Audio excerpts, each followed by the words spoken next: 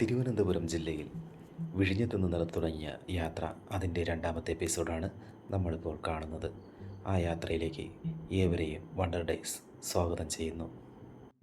സ്ഥിരമായിട്ടുള്ള യാത്രകളിൽ നിന്ന് വ്യത്യസ്തമായി മറ്റൊരു യാത്ര ആഗ്രഹിക്കുന്നുവെങ്കിൽ ഈ യാത്ര തീർച്ചയായും ഉപകാരപ്പെടും. ഉത്തരേന്ത്യയിലും മധ്യപ്രദേശിലും അതുപോലെ തന്നെ ഹിമാലയത്തിലും അങ്ങനെ മറ്റ് പല സ്ഥലങ്ങളിലും അശ്വത്ഥാത്മാവിനെ കണ്ടതായി സാക്ഷ്യപ്പെടുത്തുന്നു. അതുപോലെ അശ്വത്ഥാത്മാവിനെ കാണപ്പെട്ട ഒരു സ്ഥലം നമ്മുടെ കൊച്ചു കേരളത്തിൽ തലസ്ഥാനത്തുണ്ട്. അവിടേക്കാണ് നമ്മുടെ തിരുവനന്തപുരത്ത് നിന്ന് കോവളം കന്യാകുമാരി ബൈപ്പാസ് വഴി വരുമ്പോൾ പൂങ്കുളം അവിടെ എത്തിക്കഴിഞ്ഞ് ശ്രീനാരായണ ഗുരുദേവൻ പ്രതിഷ്ഠിച്ച കുന്നുംപുറം ക്ഷേത്രം അതിനരികിലായാണ് അശ്വത്ഥാത്മ ദേവസ്ഥാനം. അതെ, തിരുവനന്തപുരം ജില്ലയിലെ മുനിപ്പാറ. ഗൂഗിൾ മാപ്പിലും നമുക്ക് ഈ സ്ഥലത്തിൻ്റെ ലൊക്കേഷൻ അവൈലബിൾ ആണ്. മെയിൻ റോഡ് സൈഡിൽ നിന്ന് മുനിപ്പാറയിലേക്കുള്ള വഴി തിരിഞ്ഞ് കുറച്ച് ദൂരം വരുമ്പോഴേക്കും അവിടെ നമുക്ക് ഒന്ന് രണ്ട് വീടുകൾ കാണാം. ഒരു സമയത്ത് ഇതെല്ലാം വനമേഖലയായിരുന്നു. എന്നാലിപ്പോൾ കുറച്ച് വീടുകളൊക്കെ നമുക്ക് കാണാൻ സാധിക്കും. അവിടെ നിന്ന് കുറച്ച് ദൂരം മുന്നോട്ട് വരുമ്പോഴേക്കും നമുക്ക് മുനിപ്പാറയിലേക്കുള്ള വഴി നമ്മുടെ മുന്നിൽ പ്രത്യക്ഷമാകും. നമുക്ക് ആ വഴിയിലേക്ക് നടന്ന് മുനിപ്പാറയിലെത്താം. ഒരു ചെറിയ വഴിയിലൂടെയാണ് നമ്മൾ നടന്നു പോകുന്നത്. ആ വഴിയിലേക്കും നമ്മൾ നടന്നെത്തുമ്പോൾ തീർച്ചയായും നമ്മുടെ മനസ്സിലും ഒരു തീഷ്ണതയും അതുപോലെ തന്നെ ആ സ്ഥലം കാണാനുള്ള ആഗ്രഹവും നമ്മുടെ മനസ്സിൽ കൂടിക്കൊണ്ടിരിക്കാൻ കാരണം ഇത് വിശ്വാസത്തിൻ്റെ ഒരു സ്ഥലമാണ്, ഒരു കോവിലാണ്. ഐതിഹ്യങ്ങളും ആചാരങ്ങളും നിറഞ്ഞു നിൽക്കുന്ന ഒരിടം.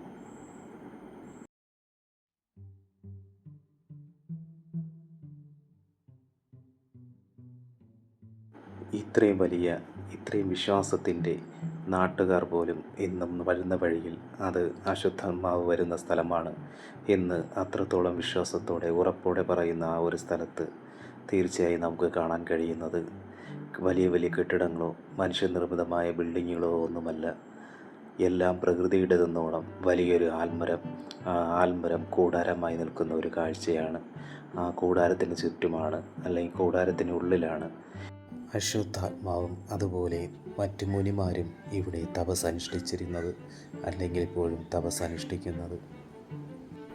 മഹാഭാരത യുദ്ധത്തിൽ ശ്രീകൃഷ്ണൻ അശ്വത്ഥാത്മാവിൻ്റെ ചൂടാമണി പറിച്ചെടുക്കുകയും കലിയുഗ അവസാനം വരെ നീ ശിരസിലും ശരീരത്തിലും വ്രണങ്ങളേറി അലഞ്ഞു നടക്കും എന്ന് ശപിക്കുകയുമുണ്ടായി.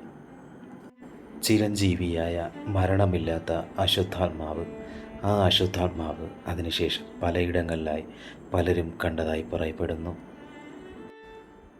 നമ്മുടെ കൊച്ചു കേരളത്തിൽ നമ്മുടെ തലസ്ഥാനത്ത് അശ്വത്ഥാത്മാവിനെ കണ്ട ദൃസാക്ഷികളും നമ്മുടെ ഈ നാട്ടിൽ തന്നെയുണ്ട്. ഇവിടേക്ക് കടന്നു വരുന്ന ഓരോരുത്തർക്കും മനസ്സിലാക്കാൻ പറ്റുന്നൊരു കാര്യം, എത്ര വെയിലത്താണെങ്കിലും എത്ര ചൂടുള്ള കാഠിന്യമേറിയ വെയിലാണെങ്കിലും ഇവിടേക്ക് വന്നെത്തിക്കഴിഞ്ഞാൽ തീർച്ചയായും നല്ലൊരു തണുപ്പുള്ളൊരു അന്തരീക്ഷമാണ്. ശരിക്കും അതുകൊണ്ടൊക്കെ തന്നെയാകും അശ്വത്ഥാത്മാവും തീർച്ചയായും ഇവിടെ തിരഞ്ഞെടുക്കാനുള്ള കാരണവും. അതുമാത്രമല്ല, ഇവിടെ നിരവധി ഔഷധ സസ്യങ്ങളും നമുക്കിവിടെ കാണാൻ സാധിക്കും. ഈ കൂടാരമായി നിൽക്കുന്ന അല്ലെങ്കിൽ ഇതിൻ്റെ മേൽക്കൂരയായി നിൽക്കുന്ന ഈ ആൽമരത്തിൻ്റെ ഈ ഒരു ഭാഗം കണ്ടാൽ തന്നെ നമുക്ക് മനസ്സിലാവും ഇത് എത്രത്തോളം നൂറ്റാണ്ടുകൾ പഴക്കമുണ്ട് ഈ സ്ഥലത്തിനെന്ന്. ഈ സ്ഥലം എങ്ങനെ അശ്വത്ഥാത്മാവിൻ്റെ ഇരിപ്പിടമായി അല്ലെങ്കിൽ സാന്നിധ്യമായി എന്ന ചോദ്യത്തിന് ഉത്തരമാണ് പണ്ട് കാലത്ത് ഇത് വലിയൊരു വനമേഖലയായിരുന്നു. അതുകൊണ്ട് തന്നെ ഇത് ആരുടെയും ശ്രദ്ധയിൽപ്പെടാതെ കിടന്നൊരു സ്ഥലമായിരുന്നു. എന്നാൽ ചിലർ ഇവിടെ വരികയും ഇതുകൂടെയുള്ള കാര്യങ്ങൾ കാണുകയും ചെയ്യുകയും അതുപോലെ തന്നെ മറ്റു പലർക്കും പല അനുഭവങ്ങൾ ഇവിടെ നിന്നുണ്ടാവുകയും ചെയ്തപ്പോൾ ദൈവപ്രശ്നം വയ്ക്കുകയും അപ്പോഴാണ് തീർച്ചയായും ഇവിടെ അശ്വത്ഥാത്മാവിൻ്റെ സാന്നിധ്യമുണ്ടെന്നറിയുകയും അങ്ങനെയാണ് ഇവിടെ പൂജയും മറ്റു കാര്യങ്ങളൊക്കെ തുടങ്ങുകയും ചെയ്തത്. നമുക്കിനി ഇവിടുത്തെ ദൈവപ്രതിഷ്ഠകളും അതുപോലെ തന്നെ ഇവിടുത്തെ കാഴ്ചകളും ഒന്നിച്ച് കാണാം. നമുക്ക് മുന്നിൽ ഈ കാണുന്നതാണ് ഭീമൻ കിണർ. വനവാസകാലത്ത് പാണ്ഡവർ ഇവിടെ വന്നിരുന്നുവെന്ന് പറയപ്പെടുന്നു. ഭീമൻ തൻ്റെ കാലുകൾ ഈ പാറയിൽ ആഴത്തിൽ ചവിട്ടിയപ്പോൾ അവിടെ കുഴിയുണ്ടാവുകയും അവിടെ നിന്ന് പിന്നീട് ജലം ഒഴുകി വരികയും ചെയ്തു. അവർ ഇവിടെ താമസിച്ചിരുന്ന കാലത്ത് ഇവിടുത്തെ വെള്ളമാണ് ഉപയോഗിച്ചിരുന്നത് എന്ന് പറയപ്പെടുന്നു. ഇതിൻ്റെ സൈഡൊക്കെ സുരക്ഷിതമായിട്ട് കെട്ടിയടച്ചിട്ടുണ്ടെങ്കിലും അതിനകത്തേക്ക് നോക്കുമ്പോൾ ശരിക്കും ഒരു കാലിൻ്റെ പാദത്തിൻ്റെ അതേ ആകൃതി തന്നെയാണ് ഈ രണ്ട് കുഴികൾക്കുമുള്ളത്.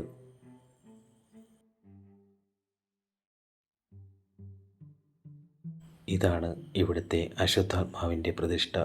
ഇതുപോലെ നമുക്ക് മറ്റ് പ്രതിഷ്ഠകളും കാണാൻ സാധിക്കും.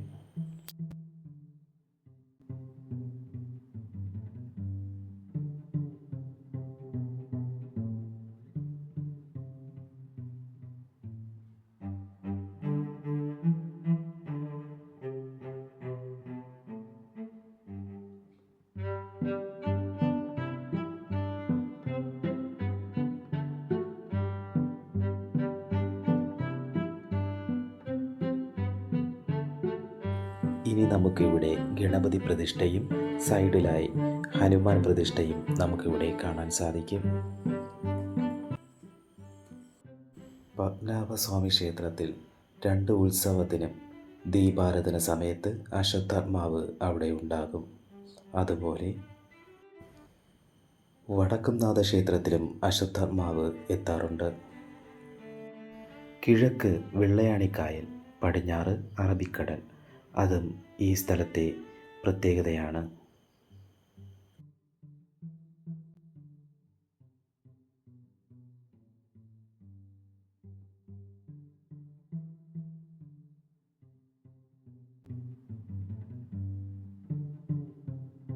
ഇവിടെ നമുക്ക് ആൽമരച്ചുവട്ടിൽ നാഗരാജ നാഗയക്ഷി പ്രതിഷ്ഠയും കാണാൻ സാധിക്കും.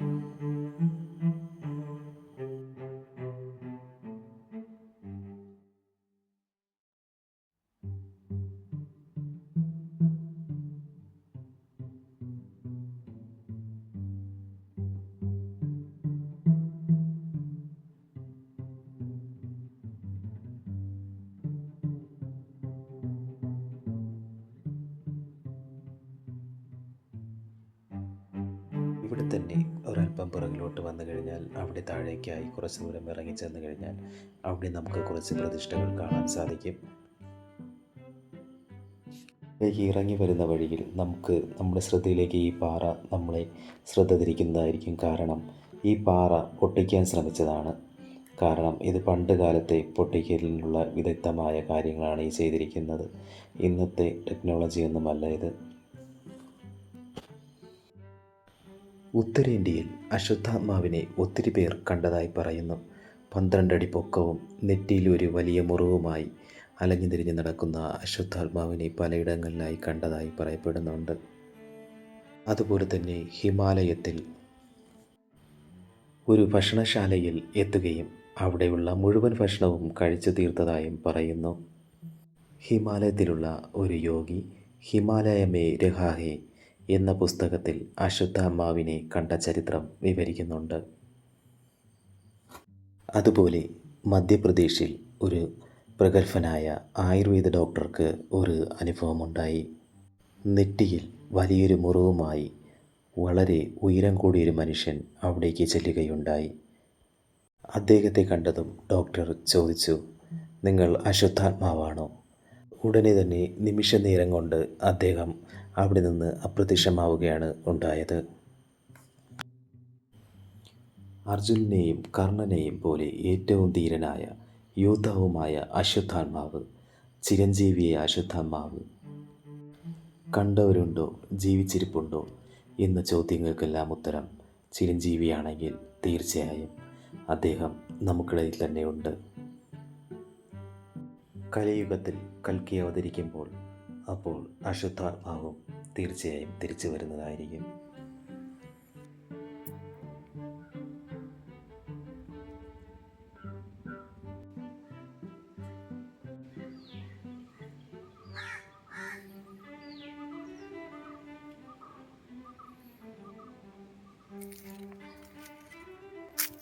ഇവിടെ നമുക്ക് അഗസ്ത്യ സങ്കല്പവും കാണാൻ സാധിക്കും. അഗസ്ത്യ മുനിയും ഇവിടെ തപസിരുന്നു എന്ന് പറയപ്പെടുന്നുണ്ട്.